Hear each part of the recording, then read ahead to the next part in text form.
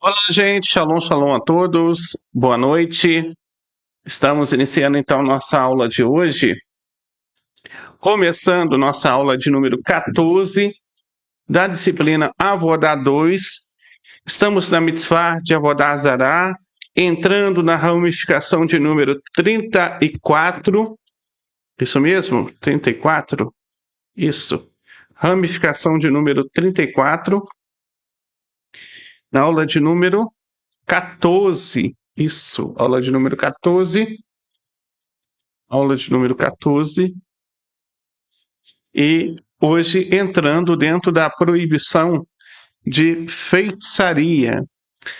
Bem, você vai me perguntar então, opa, a gente não está estudando sobre feitiçaria na adivinhação, na astrologia, no IV, no OVNI, no ídone, não é verdade? No presságio? Sim, todas essas práticas que mencionamos anteriormente são práticas de feitiçaria. No entanto, elas são segmentos da feitiçaria. E na aula de hoje nós vamos falar da feitiçaria propriamente dita. Ou seja, a verdadeira proibição a respeito da feitiçaria, que é a manipulação do tempo e do espaço, do sobrenatural sobre o natural. Ou seja, usar o domínio sobrenatural para manipular aquilo que é natural. E essa proibição é uma proibição muito importante, e conforme nós vimos nas aulas anteriores, porque o Avodá Zará, serviço estranho, é tudo aquilo que Hashem não ordenou ou tudo aquilo que ele proibiu. E o conceito é que ele proibiu esse tipo de serviço estranho. É verdade? Então, ele proibiu esse tipo de serviço estranho. Ele proibiu essas práticas relacionadas à feitiçaria, propriamente dizendo. Então, fazem parte dessas proibições esses pontos e todo esse ato de manipular o sobrenatural. Então, nós, os descendentes de Noé, somos proibidos, ou seja, todas as nações, o mundo inteiro, é proibido de praticar qualquer ato de feitiçaria. E isso é obrigatório tanto para judeus quanto para não-judeus, essa proibição. E a pena aplicada seria a pena capital para um feiticeiro. O tribunal ele executaria por isso. E mais ainda, né, hoje não se tem um tribunal para isso. Então a punição hoje seria pelas mãos dos céus. Ou seja, o que significa isso, pelas mãos dos céus? Significa que é uma transgressão, continua sendo uma transgressão. No entanto, ninguém vai ser sentenciado à pena capital. Naturalmente, uma pessoa que faça parte de uma comunidade perinoa organizada, dentro das 7 leis universais, com um conselho local ali organizado, né? Essa comunidade local, ela vai advertir essa pessoa se ela praticar feitiçaria. Ela vai ser advertida algumas vezes, e se ela continuar nessa prática, isso pode levá-la à exclusão, já que para ficar numa comunidade benigna, você tem que concordar e praticar as 7 leis universais. Senão você não pode participar de uma comunidade venenosa. E faz parte das proibições de Avodá Zará a proibição de feitiçaria. Entendeu? Então, essa é a única sanção realmente que você tem no dia de hoje, de uma forma mais formal, né? No entanto, o máximo que acontece é a pessoa não participar mais dos encontros, das reuniões, fazer parte daquilo, a partir do momento que ela começa a praticar algum tipo de feitiçaria. Legal. Então, daqui, qual é realmente a proibição? O que nós estamos proibidos aqui? Nós estamos proibidos de conduzir uma prática de bruxaria ou feitiçaria. ou seja, acessar as forças da impureza espiritual para tentar efetuar alguns resultados físicos. Enquanto as formas anteriores, elas lidam com adivinhação, que visa aprender sobre o futuro, né? E outras questões, a bruxaria, ela busca influenciar os resultados em novas direções. Seja tentando melhorar a própria sorte da própria pessoa ou de alguém que contrate para isso, ou sorte ou sucesso, né? Ou tentando amaldiçoar outras pessoas para ter uma pior sorte, popularmente chamada de azar, ou fracasso, né? Então a bruxaria, ela envolve a recombinação de diversos elementos da natureza para tentar acessar a contaminação espiritual e contornar as leis normais da natureza. E isso era mais poderoso há muito tempo atrás, né? Ou seja, a feitiçaria ela já teve mais poder do que ela tem hoje, e a gente vê isso nos feiticeiros do Egito. Os feiticeiros do Egito eram capazes de fazer algumas coisas acontecerem do nada, por exemplo, né? Eles fizeram também a água ficar com cor de sangue. Eles fizeram, por exemplo, um cajado virar uma cobra. Então eles tinham o poder de manipular a matéria, entendeu? Eles tinham esse poder de manipular. Então, Balaão, por exemplo, de acordo com o Midrash, era um feiticeiro que conseguiu dar fim a um país inteiro, vários países inteiros. Não conseguiu ter êxito contra o povo de Israel, exatamente porque Israel está acima de toda feitiçaria. E, então,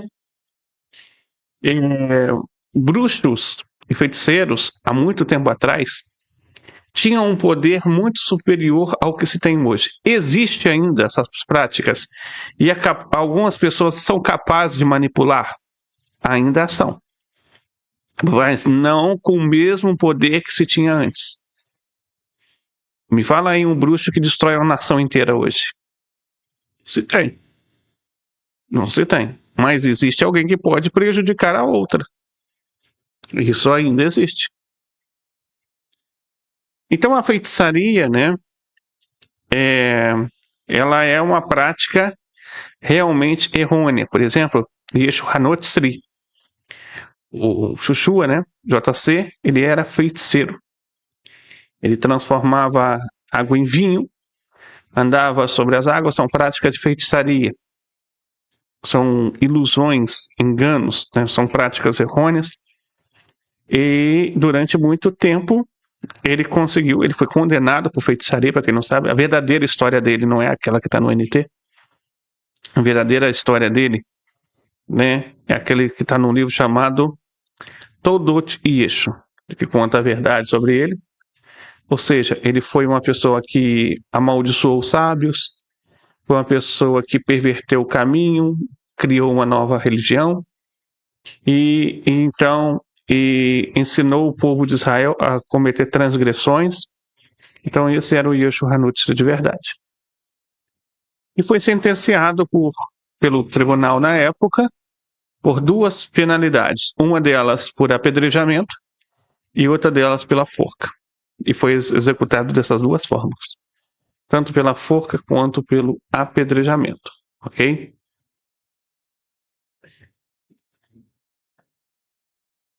Então por que não se vê hoje mais esse nível de feitiçaria que se tinha antes? Porque hoje é diferente. Vou explicar para vocês o que houve. Os sábios, eles se reuniram e fizeram um decreto, e nesse decreto consta que foi preciso diminuir a força da santidade, por isso que o nível da santidade hoje é baixo, não é alto. E diminuindo o nível da santidade, também diminuiu o nível da impureza, da força da impureza, da feitiçaria. Então conseguiu abaixar os dois níveis, porque abaixando um, você abaixa o outro obrigatoriamente, entendeu?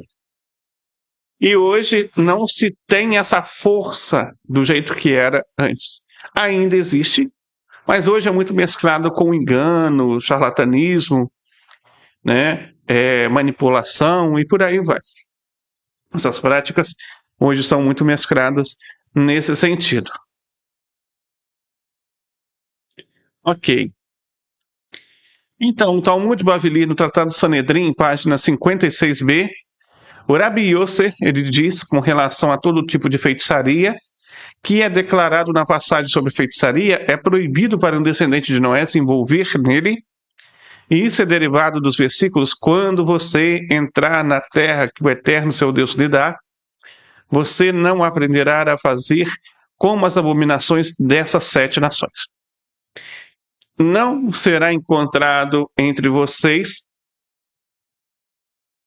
alguém que faça seu filho ou sua filha passar pelo fogo, um adivinho de tempos, um encantador, um mago, um feiticeiro, ou alguém que consulte um necromante, ou um feiticeiro de Ove, ou um ídone, ou dirija perguntas aos mortos.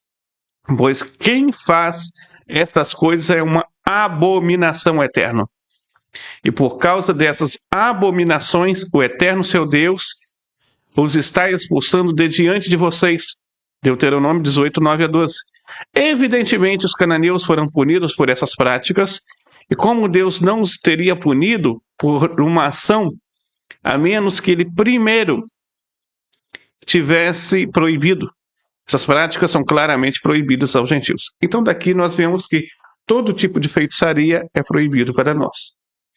Tanto qualquer prática, entendeu? Como qualquer manipulação sobrenatural. Seja a prática para fazer o bem, entre aspas, ou o mal, entre aspas. Isso porque tem algumas pessoas que contratam esses serviços para trazer bem para o próximo também, né? Mas esse lado é ainda da negatividade, é da impureza. Isso não vem do lado da santidade. E, por si só, também é proibido. É proibido qualquer vantagem sobrenatural influenciada por poderes ocultos, tá? Por algo que seja manipulação da realidade, manipulação do tempo e espaço, vantagens sobre futuro ou vantagens sobre poderes sobre aquelas pessoas, tanto para prejudicá-las quanto para ajudá-las nesse sentido.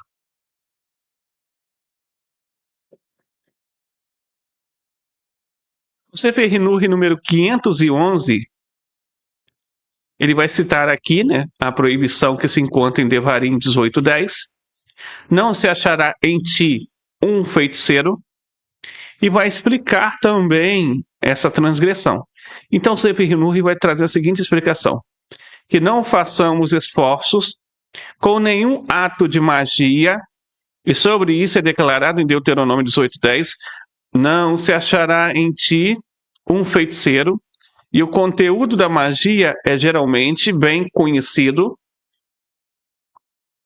por todos, que as pessoas fazem maquinações sem fim com tipos de gramas e pedras, ou por aferir coisas que as pessoas usam umas às outras, e algumas delas organizam essas ações malignas em certos momentos conhecidos ou meses específicos que são adequados para esses ofícios, e a Torá nos distancia com um distanciamento total de todas essas coisas repugnantes e feias, porque são vaidades. Como ele cumprirá todas as necessidades de seu povo para o bem, em seu abrigo, por seu grande nome, e em sua colocação de toda a sua confiança e sua dependência somente em suas bondades. E como essas questões são muito remotas e feias diante dele, ou seja, diante de Deus, bendito seja ele, e há uma centelha de questões de idolatria nelas, Ele nos alertou sobre isso como uma proibição e tornou-se responsável por apedrejar qualquer judeu que fizer esforços com isso, se for, ou seja, voluntariamente, e uma oferta fixa pelo pecado, se for inadvertidamente. E é também pela gravidade da questão que a Escritura adverte o tribunal a não perdoar alguém que transgride isso, mais do que com outros pecados. E como é declarado em Êxodo 22:17, não mantenha vivo uma bruxa. E eu já falei sobre as raízes deste mandamento, o mandamento negativo de não mantenha viva uma bruxa, na ordem de Ve'ele Hamishpatim, Sefer Hinur 62.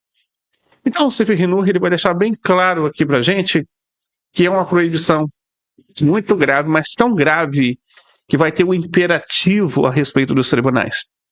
Os tribunais eles são orientados a não relaxar nesse quesito para não perdoar alguém que pratica esse ato de feitiçaria e bruxaria. Por quê? Pelo contato que a pessoa faz com esse nível de espiritualidade hostil, mas mais do que isso ainda, pelo nível de transgressão que isso pode gerar, já que isso mescla a idolatria também no meio.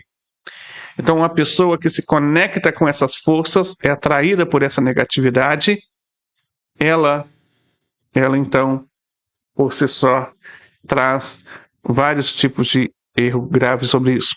Rambano Mishneh Torah, Bodat Kohavim 11:16, ele vai dizer o seguinte: quem acredita em artes ocultas dessa natureza e em seu coração pensa que elas são verdadeiras e palavras de sabedoria, mas são proibidas pela Torá, é tolo e débil mental. Quem está falando aqui é o Rambano, não sou eu, tá? Ele continua: os mestres da sabedoria e aqueles de conhecimento perfeito sabem com provas claras que todos os ofícios que a Torá proibiu não são reflexos da sabedoria, mas sim vacuidade e vaidade que atraíram os débeis mentais e os fizeram abandonar todos os caminhos da verdade. Por essas razões, quando a Torá advertiu contra todos esses assuntos vazios, ela aconselhou em Deuteronômio 18:13: seja de fé perfeita com Deus, seu Senhor. Ou seja,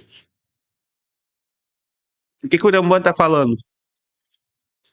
O Rambano está dizendo o seguinte aqui, que nós devemos ter um cuidado para não estar acessando esses níveis de feitiçaria, porque elas são uma negação do Criador. É o mesmo que você ignorar que Deus é onisciente, onipresente. E que a onisciência de Deus é o critério para ele ter o domínio total sobre passado, presente e futuro. A feitiçaria é nada mais, nada menos que o poder do medo do futuro e a pessoa tentando encontrar atalhos para isso. No entanto, é uma falta de confiança em Hashem. Não precisamos acessar forças impuras e nem tampouco acessar as forças da feitiçaria. Devemos acreditar tão somente e unicamente em Deus, absolutamente em Deus.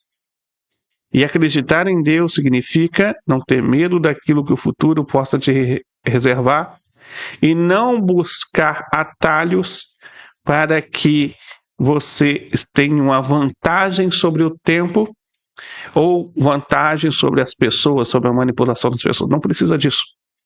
Confie em Hashem. O Rambano Mishneh Torah Lihot Melahim 11:4, ele vai dizer o seguinte, que Deus os fez surgir falsos profetas apenas para testar o seu povo, como Daniel 11:35 afirma, e alguns tropeçarão para prová-los, para refinar e para esclarecer até o tempo determinado, porque o tempo determinado está no futuro. E este o Hanotzri, que aspirou ser o Messias e foi executado pela corte, também foi mencionado nas profecias de Daniel 11:14. Afirma: os ímpios dentre o teu povo se exaltarão na tentativa de cumprir a visão, mas tropeçarão. Pode haver um obstáculo maior do que o cristianismo? Todos os profetas falaram de Machia como o Redentor de Israel e seu Salvador, que reuniria seus dispersos e fortaleceria a sua observância das mitzvot. Em contraste, o cristianismo fez com que os judeus fossem mortos pela espada, seus remanescentes fossem dispersos e humilhados, e a maioria do mundo errasse e servisse a um Deus diferente do Eterno. Então veja só, aqui está falando sobre o Yeshua HaNotzri, né? Ou seja, o JC, que inclusive traz aqui uma profecia de Daniel, de que promete que profetas iriam tropeçar, falsos profetas iriam tropeçar. Foi o caso dele, foi um tropeço. E ele trouxe um obstáculo muito grande, porque ele disseminou a idolatria, lembrando que ele era um feiticeiro. Então as pessoas que se conectam com essa religião, né, criada por ele, acabam se conectando à impureza da feitiçaria. Por exemplo, você sabe, realmente o Maimonides, ele diz aqui que ele existiu, mas foi um rachá. Ou seja, o Yeshua, ele foi um rachá, um perverso. E ele morreu, como você sabe, ele morreu.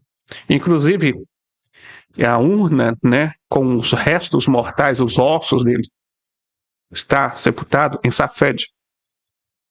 E mais do que isso, as pessoas que clamam por ele, invocam o nome dele, elas trazem essa força da impureza da feitiçaria. Elas estão se conectando com os mortos, uma proibição da Torá.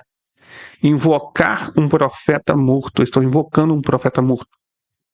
E estão se ligando com essa conexão. E toda vez que eles se ligam com essa conexão, mais uma conta cai na conta do JC, ou seja, do Yeshua HaNotzri. Para quem não sabe, ele está no Guernon. De acordo com alguns livros, né, judaicos, né, ele está mergulhado em fezes ferventes no Guernon. E cada vez que alguém clama, invoca ele aqui, isso cai na conta dele lá. E ele fica mais, e mais, e mais, e mais. Só para termos ideia. Então, ele pratica uma grande transgressão. Aliás, as pessoas que invocam ele estão praticando uma grande transgressão. Estão se alimentando da bruxaria e da feitiçaria com esse vínculo, com essa energia negativa que é trazido por ele. Vamos lá, Talmud Bavli, Masechet Sanhedrin, página 47a. Para aqueles que dizem que o Talmud não fala dele, vou mostrar que fala. Está escrito: um dia, Rabbi Yehoshua ben Perahia estava recitando o Shema quando Yeshua apareceu diante dele. Ele pretendia aceitar desta vez, então acenou para que ele esperasse. Yeshua pensou que ele estava rejeitando completamente, portanto ele colocou um tijolo e o adorou como um ídolo. O rabino Yehoshua ben Perahia lhe disse: volte dos seus pecados, ou seja, faça techuvá. E Yeshua então lhe disse: esta é a tradição que recebi de você. Quem peca e faz pecar as massas não tem a oportunidade de se arrepender.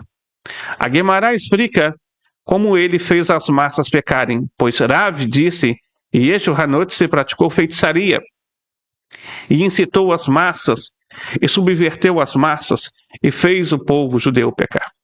Então, aqui deixa bem claro que ele era um feiticeiro e que ele fez outras pessoas pecarem.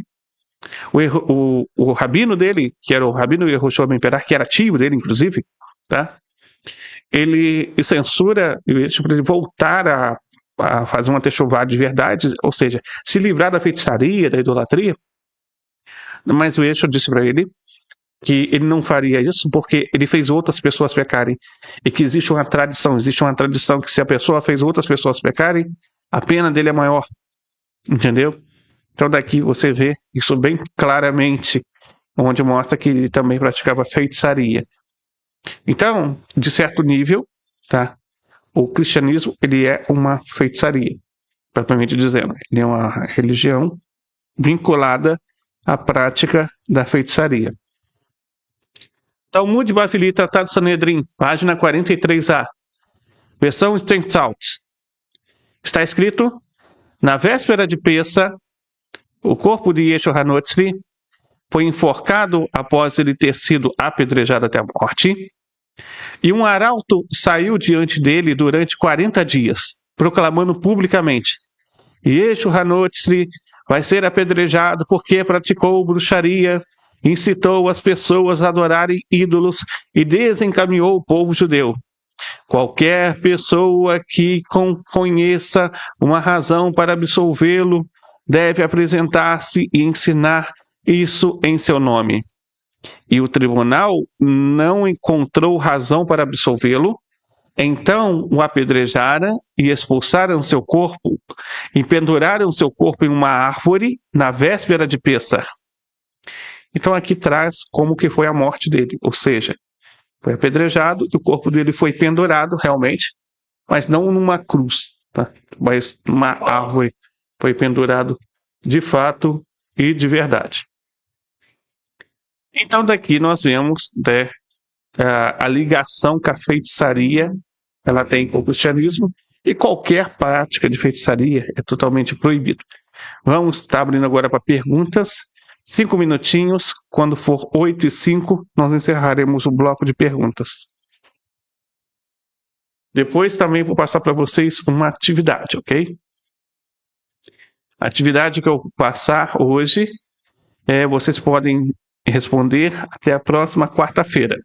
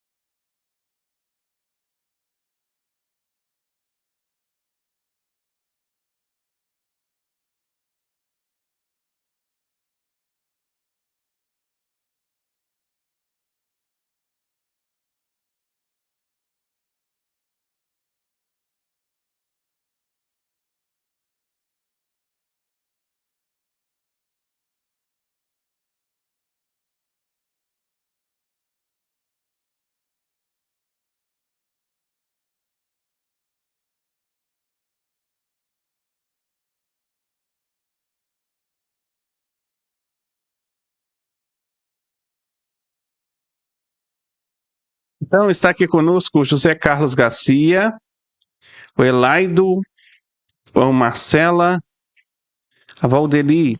José Carlos Garcia fala: Mora, é uma dúvida. No meu caso, fui pastor há muitos anos, muitos ensinamentos. Então, esse estudo, eu devo uma techuvá, correto? Sim, você já está fazendo techuvá. Techuvá é voltar à prática dos seus mandamentos. E você está praticando os mandamentos, as 7 leis universais. Essa é a techuvá do Meninoa. Voltar a praticar as 7 leis universais. Por que voltar? Digamos, voltando. Por quê? Porque quando nós nascemos monoteístas. Hashem, ele deu para a gente as 7 leis para as nações. Todo mundo que não nasceu de mãe judia nasceu obrigatoriamente destinado a cumprir as 7 leis. Todo mundo que nasceu de mãe judia, obrigatoriamente, é cumprir as 613. Entendeu?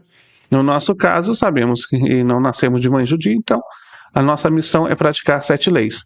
E quando nós voltamos a praticar, nos livramos da idolatria, nós já estamos fazendo essa techuvá sincera. Entendeu?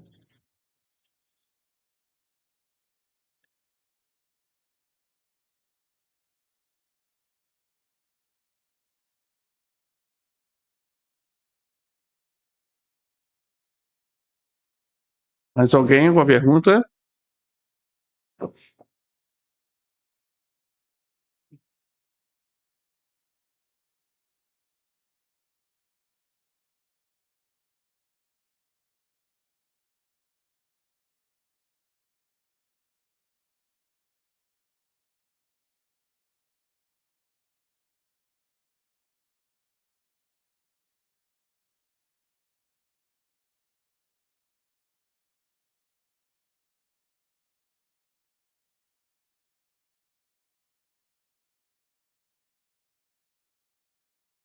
Amanhã a gente vai estar com a aula sobre algo bem parecido com isso. Vamos estar falando sobre a proibição de encantamento, ok? Amanhã, então, proibição de encantamento.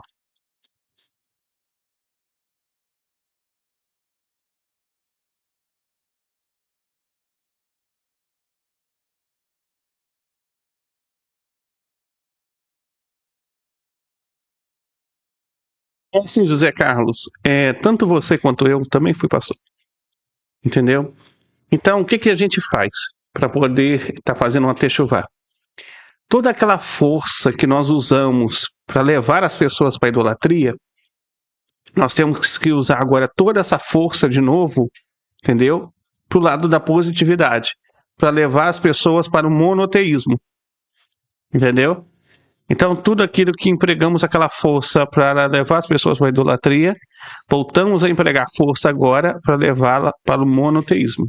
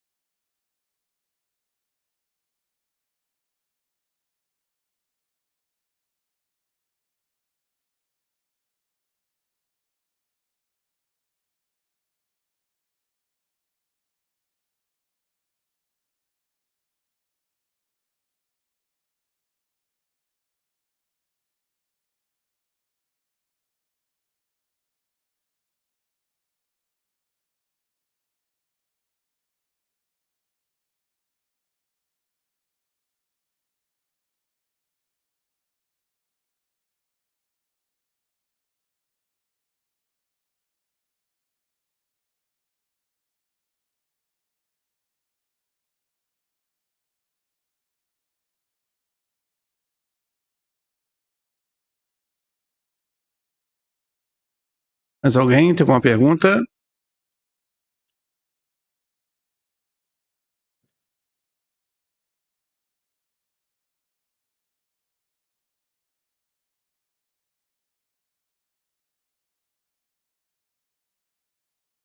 Lembrando, pessoal, que hoje, 8h30, temos aula com Rav Yaakov, tá?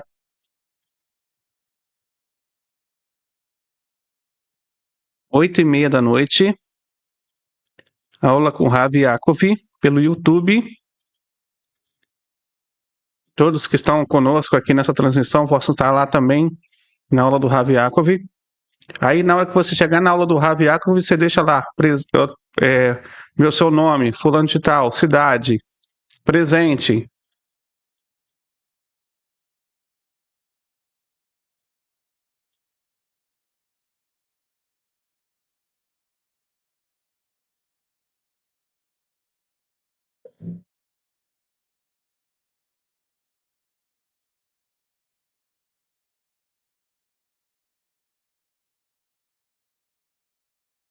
Ok?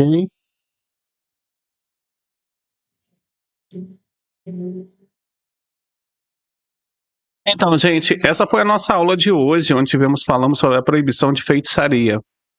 Claramente, né, eu acredito que todos que estão acompanhando essa aula não vão praticar nenhum tipo de feitiçaria e vão se conectar inteiramente com Hashem, porque conhece e sabe que Hashem é uno e único, que não existe nada além dele. Logo, a nossa vida, a nossa confiança, os nossos desejos e aquilo que o futuro possa nos reservar, estamos seguros, porque a nossa emuná é uma emuná shelemah, ou seja, uma fé completa no Todo-Poderoso. Que Hashem possa lhe dar muitas bênçãos e shalom, shalom. Amanhã estamos de volta.